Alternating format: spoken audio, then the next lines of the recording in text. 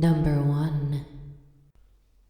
My friend's uncle had a sugar shack where he boiled maple sap to make maple syrup. And above the open vat of boiling liquid were rafters. The guy's young daughter climbed up into the rafters and was playing up there. That's when she fell right into the boiling sugar solution.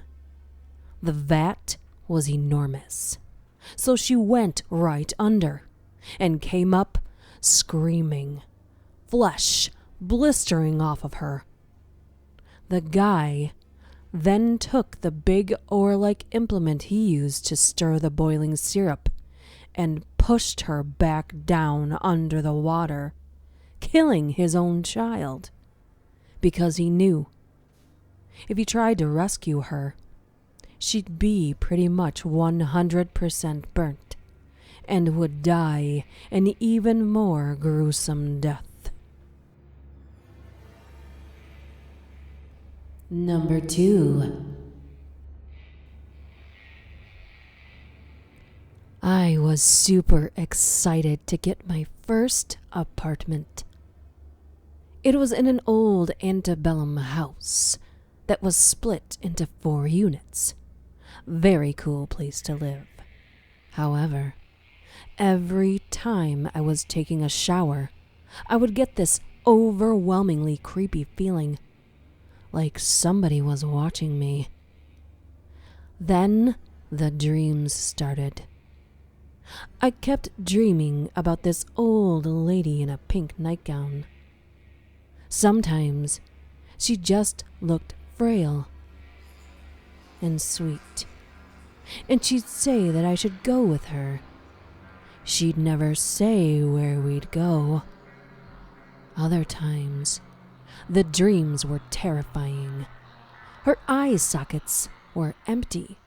Her hair was greasy, stringy, and falling out. Her mouth was twisted in a tormented scream. She'd frantically claw at the air, trying to grab me.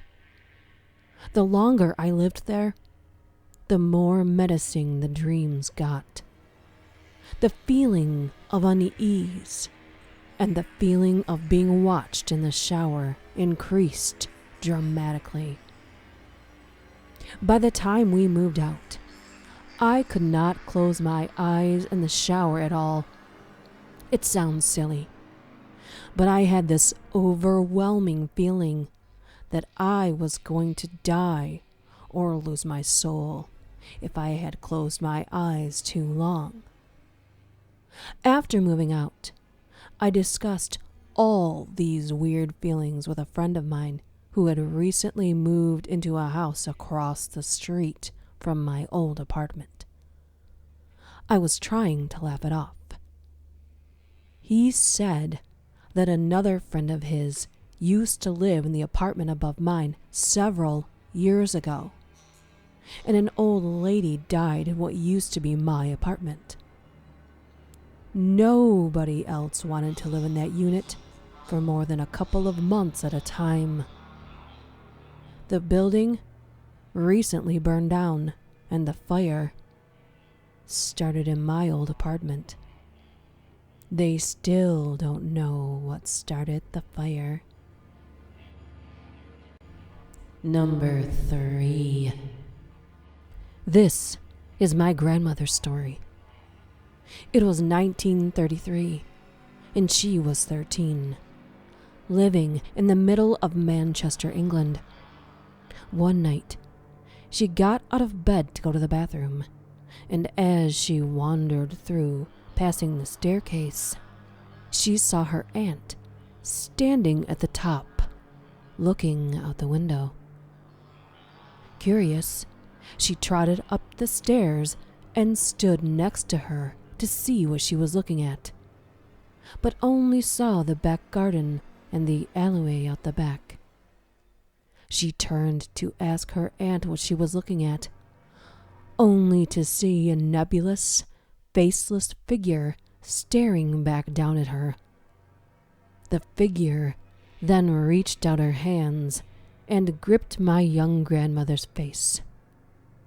The next thing my grandmother remembers is her older brother, who was about 27, running down the hall toward them, picking her up and carrying her into the nearest room.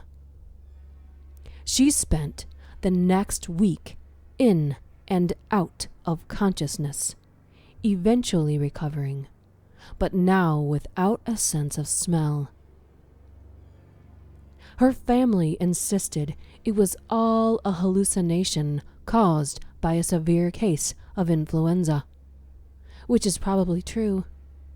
But my grandmother said she never felt safe in that house again. She moved to New Zealand about 10 years later, and only ever returned to England and that house once before she died.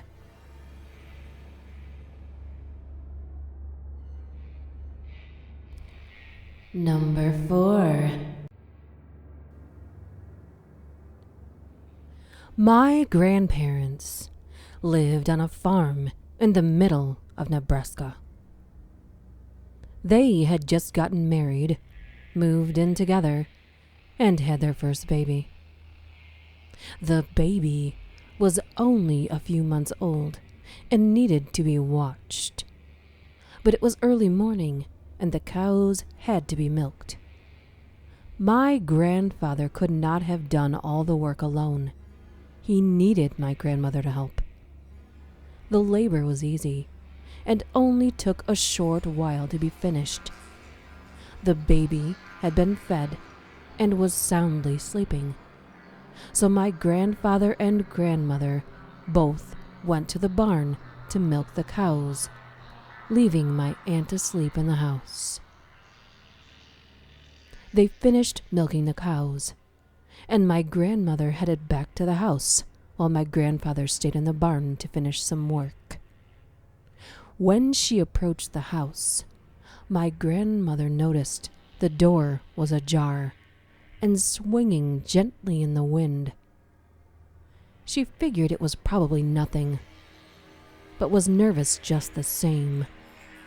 She called for my grandfather, who reluctantly came to soothe her nerves.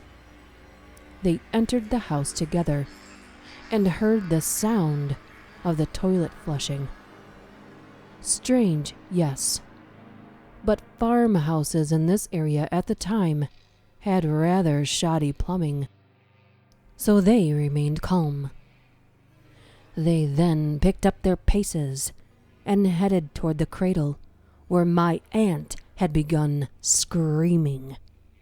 The light hanging down from the ceiling was swinging violently, as if it was just thrown on.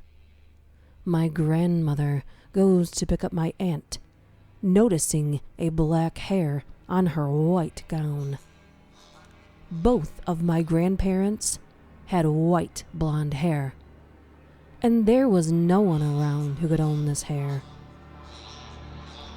My grandmother became hysterical when my grandfather noticed the latch to the attic was swinging, as though someone had just crawled up inside of it. He went toward it, readying himself to open it. Just then, my grandmother lunged at him and convinced him in between her sobs to leave instantly, jump in the truck, and drive to town. Reluctantly, he agreed. They never found out if anyone was in the house or not. However, a week later, Charlie Starkweather was found less than 30 miles away from their home. He was, I believe, the largest serial killer in America for a short time when these events transpired. Number 5.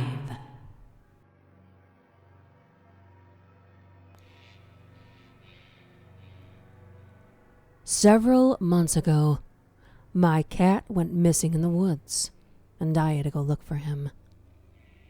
It was late at night, and the moon was a thin crescent, so the only source of light was my flashlight. I had seen my cat several times, but he seemed to be scared of something. Every time I got close, he'd run further away. At a certain point, he got scared of something and ran back toward the house. I started to make my way back and saw a man. He was just standing there, absolutely still. He had nondescript brown hair and a tweed jacket on. I could make out all of his facial features, except his eyes, where there just seemed to be a shadow. I called out to him, but he didn't respond. I then said, "I can see you, you know," and was greeted with silence. I turned and walked a few steps, turned around. He was a few feet closer. I turned, walked some more, and looked again. This time, he was partially hidden behind a tree. I didn't need any more warning. I booked it back to my house, where my cat desperately wanted to come in. I locked the doors and sat on my couch until I calmed down.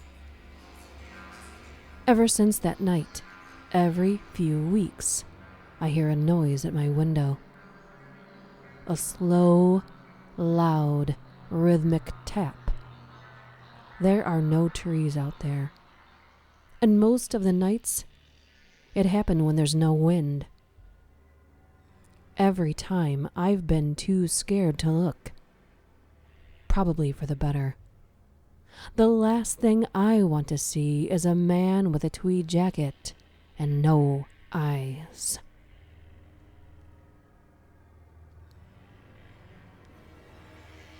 I hope you enjoyed these stories and show some love by hitting that like button and subscribing and leaving a comment.